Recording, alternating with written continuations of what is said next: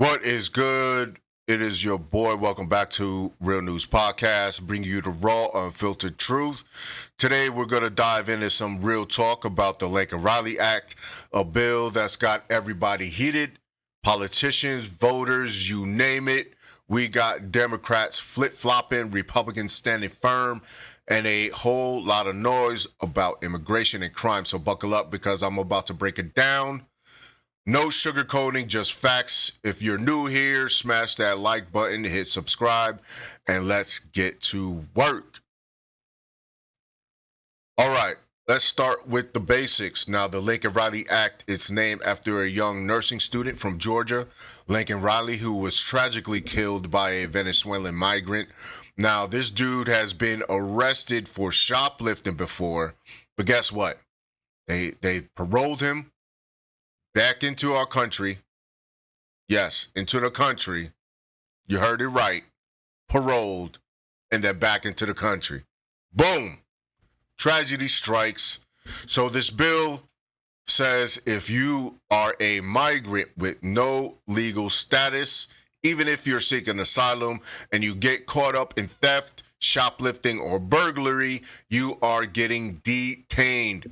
Period. No catch and release nonsense with that. All right. Now, here's where it gets real. This ain't just some random law. It's about accountability. You come to this country, you play by the rules. If you don't, you're out. That's what the axe is pushing. And check it. It passed with some serious backup. Now, in the House, 46 Democrats joined the Republicans to get it through. Now, in the Senate, you have 12 Democrats hopped on board too. You got people on both sides saying, just enough is enough. But hold on. Why is this even a thing? Because we got a border situation that's been out of control for years, folks crossing illegally, some committing crimes, and then the system's just letting them slide. Laken Riley's story hit people so hard. And this is why the bills got so much traction. And it's not about hating immigrants, it's about protecting our communities. That's the deal. Now let's talk about drama. Representative Hannah Hayes, a Democrat from Connecticut, voted for this bill, right? She was one of those 46 Democrats who said, yeah, we need this. But then at a CNN town hall, she pulls a 180. She says that she regrets it. Regrets it. She's like, man, I probably would have voted differently. Why? She thought the Trump administration was going to play nice on immigration, but now she's hearing all this anti-immigration rhetoric and she's shook. Excuse me, Congresswoman Hayes, but if you didn't expect that, I don't know what you expected. You voted for a bill that says if you break the law, you face consequences. That's not rhetoric. That's common sense. It's plain as day. It's plain as day in the bill. She's saying she liked the part about protecting police officers. That's cool. That's in there. But now she's backtracking because the politicals heat's too much. Her district's competitive, and Republicans are eyeing it for 2026. Sounds like she's playing both sides, trying to save her seat. But that's weak. That's some weak shit, fam. Stand on what you believe, for real. And don't get me started on the excuses about she's worried about the attacks on immigrants. Look, nobody's saying immigrants are the problem. The problem is crime, period. Doesn't matter where you're from. If you're stealing, breaking into homes, or doing worse, you got to go. That's what the bill is about. Now, Hayes needs to stop dodging and on her own vote admit that she caved into the woke crowd and pick a lane. Now, if you have not subscribed to my ex, run on through, take a look.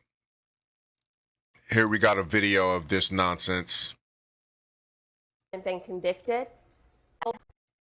I voted for that piece of legislation because of a very specific provision, and it was if it caused injury or death to a police officer, which was one small piece of it. There were other things about, to your point, Caitlin, someone who was was charged but hadn't been convicted. As I've thought about it over the last couple months, I probably would have voted differently. It's a vote that I regret, but coming into this Congress, I trusted that this administration, we would have some, if they wanted to have border security, they wanted to work with Democrats, that we could actually move forward. I'm not really sure of that because I've seen the rhetoric that has come out and the attacks that have been targeted towards immigrants. So I'm very cautious and careful when I'm negotiating my votes moving forward. I voted for that. All right, that's just one clip. Let me get to my other one right here. Through votes like the Laken Riley Act. Little bit longer. It's been explicitly clear through votes like the Laken Riley Act, where a broad bipartisan group of individuals voted for that legislation. Now, you mentioned that you regret your vote on that, and that's your choice, but it was only Democrats that voted against that bill.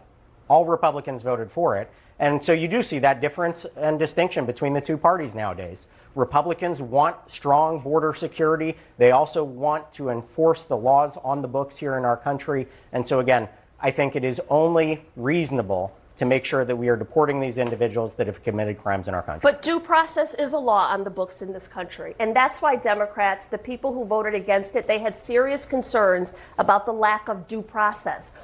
Now let's give some props where props are due. All right. So Republican Derek Tran, a Republican from California, right? Now he voted for the Laken Riley Act and he ain't not backing down. My man said, I draw the line when it just comes to crimes, straight up. Now he's like, if you commit a crime, you're deported. That's how we do it. Clear, no nonsense. Trans out here just representing what most Americans want: safety, accountability, and a system that works. You see, this is what separates the real ones from the flip-floppers. Derek Tran's not worried about the noise. He's focused on the mission. And he's not alone. You got 46 Democrats in the House and 12 in the Senate, and they're all saying we're with this. That's a signal, y'all. People are tired of all the chaos at the border. They're tired of hearing stories like Laken Riley. They want action and not apologies. So why should you care? Because this ain't about one bill or even just one politician. It's about what kind of a country we're trying to build. You got folks like Laken Riley's family who lost their daughter begging for change. You got communities feeling unsafe because of their system is broken. And you got politicians like Haynes just waffling when it comes to standing up.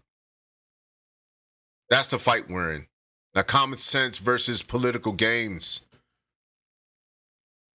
The Laken Riley Act ain't perfect, but it's a step forward. It's saying we're not going to let crime just slide because you just crossed the border. It's saying we value our people. We value our safety. We value our laws. And if you're out here committing crimes, don't expect a free pass. That's not hate. It's just justice. So, all right, fam.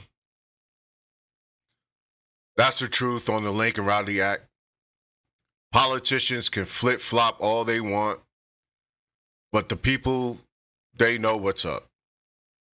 All right, we need leaders who stand firm like Tran, not ones who crumble under pressure like Hayes. Drop a comment. What do you think about this bill? Go read it. What should we do to be tougher on crime or softer on crime? What do you think about this bill? Go out and read it. What should we be tougher on crime at the border or not? So hit that like button if you're with me. on this. Subscribe if you are not already, and share this to somebody who needs to hear it. So until next time, stay smart, stay sharp, and I'll see you in the next one, man. Peace.